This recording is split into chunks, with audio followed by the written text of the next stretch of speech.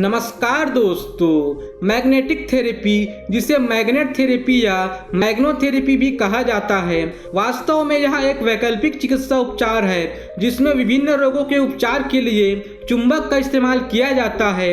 यह एक बेहद सिंपल, इफेक्टिव, सुरक्षित व पूरी तरह से दर्द रहित प्राकृतिक उपचार है।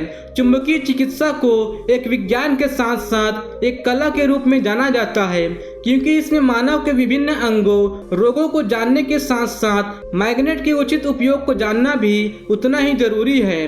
विज्ञान में चुंबकीय चिकित्सा एक्यूपंक्चर के समान है, वहीं कला में इसमें विभिन्न बीमारियों के इलाज के लिए शरीर के विभिन्न हिस्सों पर विभिन्न आकारों और शक्तियों के मैग्नेट का इस्तेमाल किया जाता है।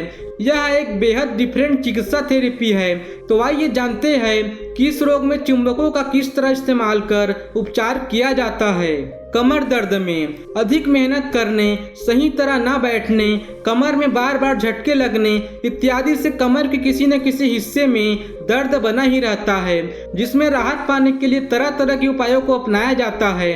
कोई कमर को सेकता है तो कोई पेस्ट लगाता है, किंतु ये उपाय सिर्फ कुछ देर के लिए आराम देता है और दर्द की जड़ वैसी ही रहती है, जो धीरे धीरे गठिया का रूप ले लेती है, जिसका सीधा असर शरीर के आधार रीढ़ की हड्डी पर पड़ता है। तो आइए इसके चुंबकीय चिकित्सा के बारे में जानते हैं। जिस व्यक्ति की कमर के ऊपरी हिस्से में दर्द होता है, उन्हें कमर के ऊपरी भाग में ही उत्तरी ध्रुव को रखना चाहिए।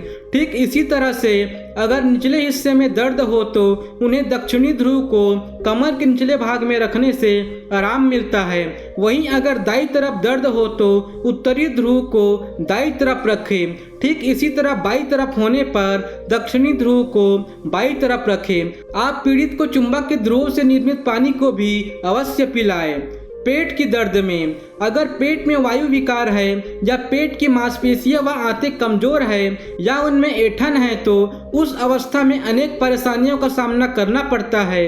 पीड़ित न तो मल निकाल पाता है और न ही वो चैन से आराम कर पाता है। इसके चुंबकीय चिकित्सा के बारे में बात करें तो इस अवस्था में आप रोगी के दोनों हाथों की हथेलियों में अधिक ऊर्जा वाली चुंबक रखें। तत्पश्चात रोगी आधे चांद की आकृति वाली चीनी मिट्टी की चुंबक ले और उसे अपनी नासिका के पास रखें। खाने में रोगी को ठंडी तासीर वाली चीजों से बचना चाहिए और हो सके तो कुछ दिन तक नहाने का भी परहेज करें। पीने के लिए पीड़ित को वो पानी पिलाना चाहिए जिसे दक्षिणी ध्रुव से तैयार किया गया हो। रक्तचाप नियंत्रण करने में आधुनिक युग की सबसे बड़ी समस्या है रक्तचाप, जिसका मुख्य कारण तनाव है। सामान्यतः रक्तचाप 60 से 70 से 100 से 140 के बीच होना चाहिए।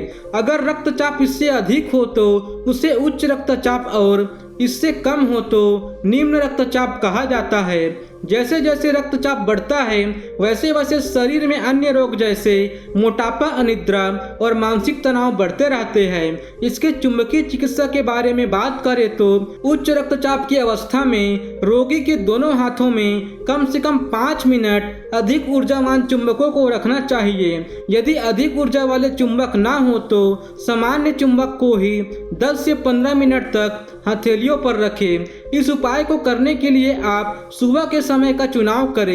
एक अन्य उपाय के अनुसार आप कलाई पर भी चुंबक बांध सकते हैं, किंतु ध्यान रहे कि उच्च रक्तचाप के लिए दाई कोहनी का इस्तेमाल करें। तो दोस्तों, इस वीडियो में आपने चुंबकीय चिकित्सा के बारे में जाना। इस तरह की और जानकारी युक्त वीडियो देखने के लिए आप हमारे चैनल को सब्सक्राइब जरूर करें। अब मिलते हैं अगले वीडियो में। धन्यवाद।